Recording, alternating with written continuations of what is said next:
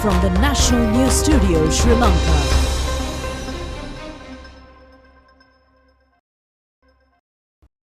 Joining to you live from the National News Studios, this is the National News Broadcast. I am Malsha Dharmavardhana together with Lakshita Edirisinghe.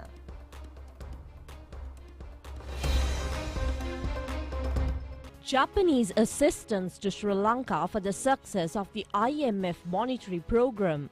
Expectations of receiving $2.90 billion from the IMF by December of this year. Speedy calling of a tender to procure coal. Russian Aeroflot Airlines resume operations in Sri Lanka. 800,000 spectators at the Colombo International Book Fair.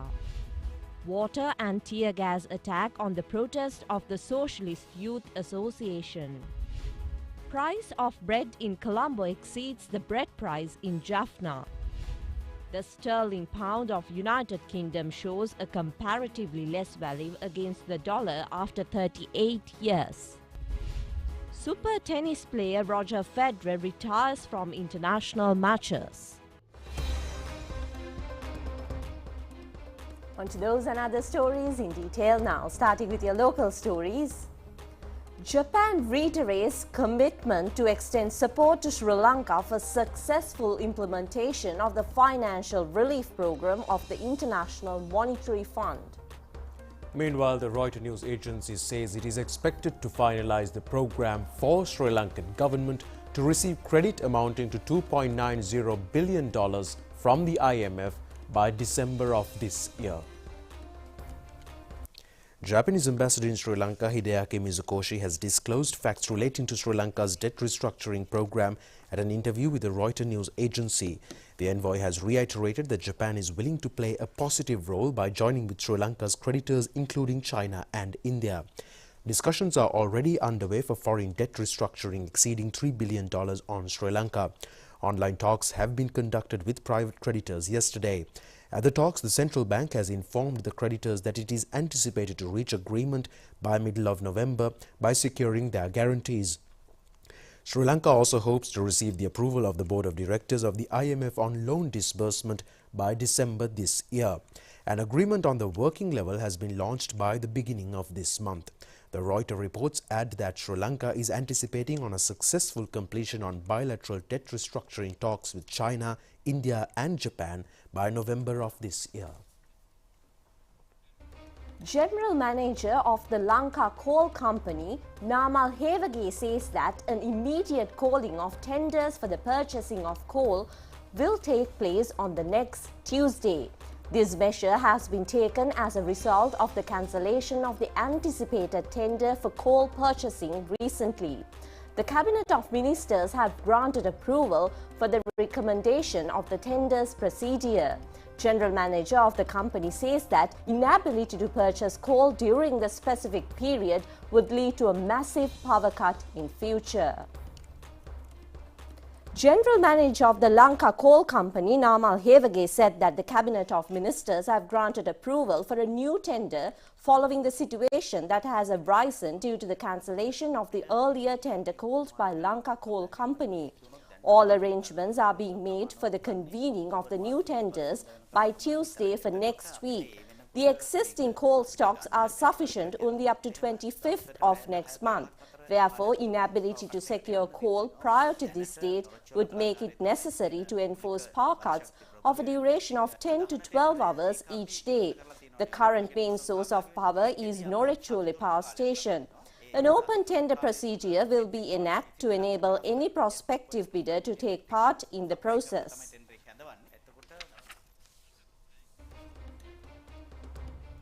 The Ministry of Ports, Shipping and Aviation says the Aeroflot Airlines of Russia is ready to recommence its operation in Sri Lanka.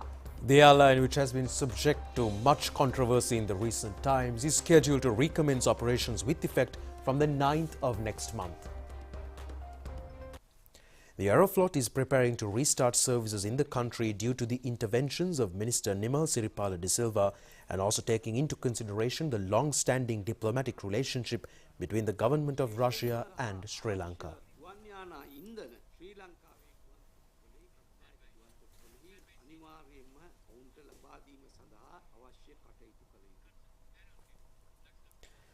In the meantime, maintaining of traditional rituals pertaining to the Asala Perahara festival of the Valukarame Vihare in Kollupitiya and extending of floral tributes to the marble Chaitya brought from Myanmar has taken place under the patronage of President Ranil Wickremesinghe yesterday. The President, upon arrival at the Vihare, was engaged in venerating the Chaitya made up of marble by offering flowers. Thereafter, the President has placed a casket of sacred tooth relic on the relics chamber with the commencement of the Pavada Perahara of the Asala pageant. Chief incumbent of 5 viharas, including the Valukarama Mahavihare in Kollupitiya and Chief Sanganayaka of the Uva province and the Colombo, Disava Venerable Maharagama Nanda Thera and Venerable Uduvela Kolita Thera of the Valukarama Vihare have handed over to the President a Buddha statue made up of sandalwood. The ceremony was presided over by Mahanayaka of the Kotte Sri Kalyani Dhamma Mahasangha Sabha and Chancellor of the Sri Jayawardhanapura University, Most Venerable Dr. Ittapane Dhammalankara Thera. Mahasangha of the 3 Nikayas have also participated in the ceremonies. Others who have graced the occasion included Prime Minister Dinesh Gunawardena, Minister Nimau Siripala da Silva and Vidura Wickramanayake, President of the United National Party and Parliamentarian Vajira Bewardena, Presidential Senior Advisor and Chief of President's Staff Sagala Ratnayake, General Secretary of the UNP Palitha Range Bandara, former Ministers Daya Gamage and Mrs. Anoma Gamage. Today is the 9th day of the Colombo International Book Fair. Large crowds have been arriving at the venue of the book exhibition at the BMICH premises since 9 o'clock in the morning. The national television is the official electronic media sponsor of the event. Reading is an important characteristic in a literate society. Literacy means the basic ability of writing and reading. Sri Lanka's percentage of literacy by the year 2018 has been 91.7%. However, by the year 2021, a somewhat decline in the literary rates has been witnessed. The preliminary cause for such drawback appears to be the global prevalence of the COVID pandemic. It has also been pointed out that readers of books have now been accorded the special opportunity to visit the International Book Fair to gain upper hand knowledge on the situation. Tomorrow is the final day of the exhibition. The spectators to the SLRC stall at the exhibition are able to purchase the CDs on the programs telecast by the national television over the past 40 years to enlighten the general public of the country. The national television also focuses special emphasis on children's books as well. Children are able to gain a first-hand knowledge on children's literary works at the stall.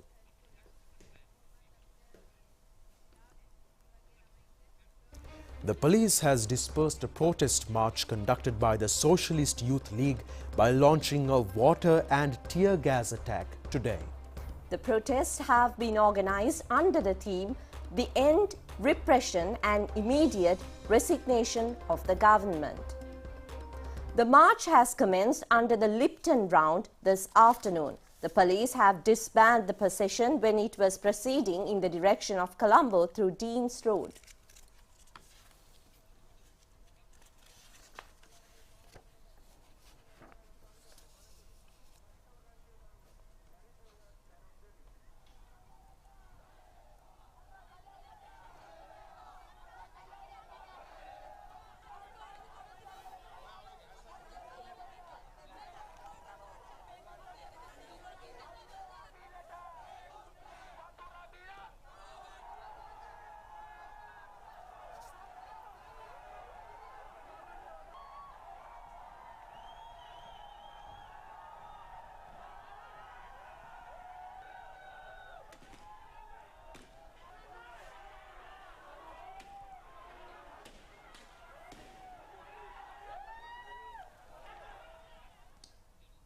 Meanwhile, another mobile protests have been conducted in Kalutara today in the town, requesting to annul the Prevention of Terrorism Act.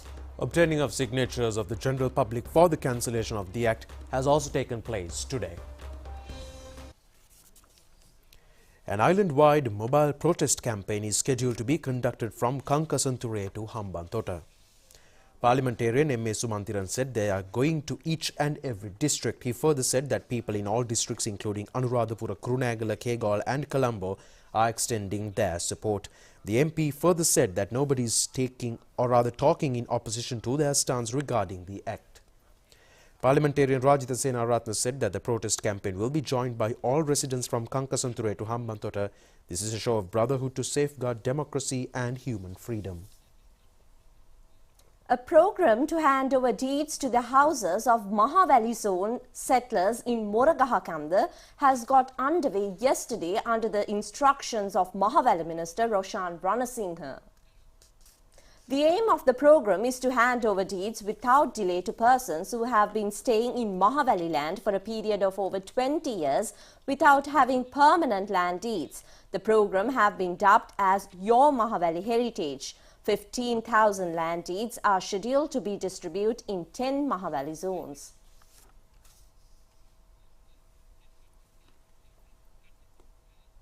President of the Restaurant Owners Association, Asela Sampath, said at a media briefing today that it was due to the conducting of a wheat flour mafia that bread prices in Colombo have surpassed the bread prices in Jaffna. President of the Restaurant Owners Association, Asela Sampath, said that there is a bread flour mafia prevailing in the country. Today, the price of a loaf of bread is 200 to 220 rupees. But the Prima company issues a kilo of wheat flour to the market at the rate of 220 rupees, which means a bundle of wheat flour costs 13,000 rupees. President of the association has questioned as to how, under such circumstances, a kilo of wheat flour reached the figure of 410 rupees. The president of the association, commenting on prices issued by the Satosa, said that retail outlets of the institute gives customers matchboxes, toffees and other items in place of balance money. He added that Satosa has a responsibility to protect the consumer. A ceremony to commemorate the 92nd National Day of Saudi Arabia was held at the Shangri-La Hotel in Colombo yesterday. Now it was organized by the Saudi Arabian Embassy in Sri Lanka. Officer in charge of the Saudi Arabian mission as well as the newly appointed Saudi Arabian envoy have presided over the ceremony. The event was attended by the clergymen, ministries, parliamentarians, ambassadors, Sri Lankan business community as well as officials in the state and private sector. The ceremony has commenced with the singing of national anthems of Sri Lanka and Saudi Arabia. The Saudi Arabian embassy have reiterated on the importance of bilateral relations. Among the high-ranking local politicians who have raised the occasion included Prime Minister Dinesh Gunawardena, Speaker Mahinda Yapabewardena, Ministry of Environment Nazir Ahmed, Minister of Foreign Employment Manusha Nanayakara and Minister of Justice Vijayadasa Rajapaksa.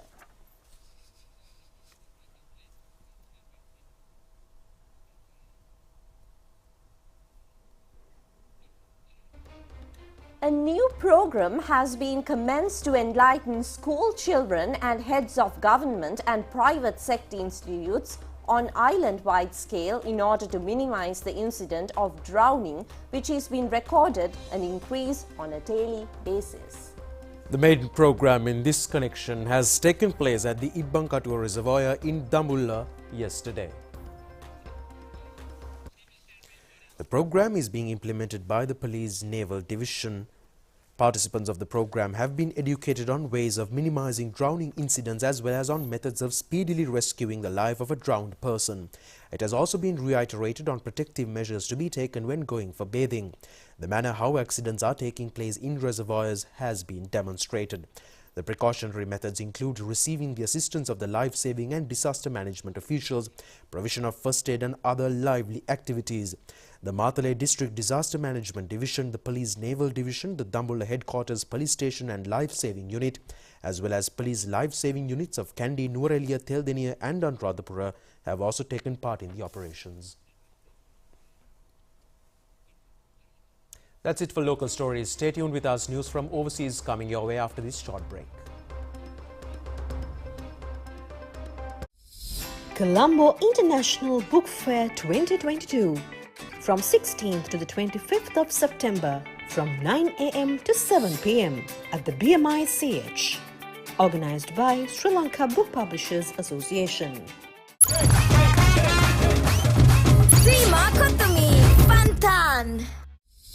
Colombo International Book Fair 2022 from 16th to the 25th of September from 9 a.m. to 7 p.m. at the BMICH, organized by Sri Lanka Book Publishers Association.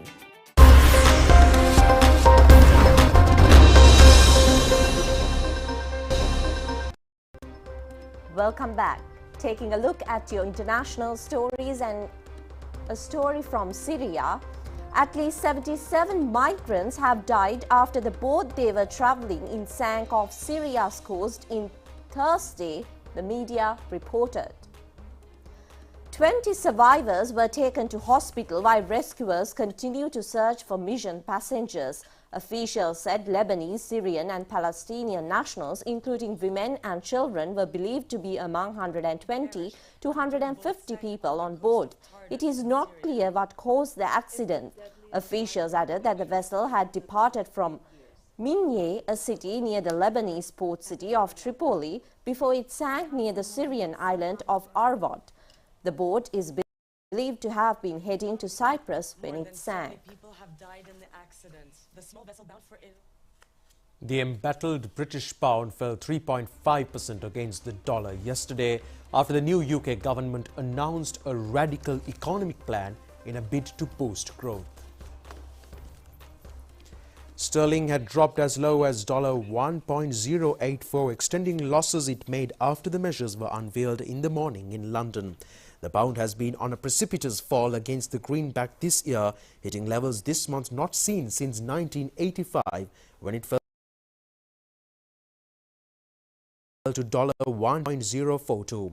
Yesterday's measures were billed by the government as heralding a new era for the UK focused on growth and included a mix of tax cuts and investment incentives for businesses. Meanwhile, investors also ditched UK bonds amid a rise in expected government debt.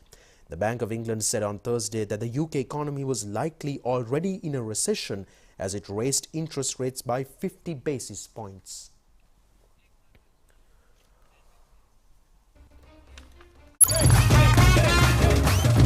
Prima Kotomi Pantan.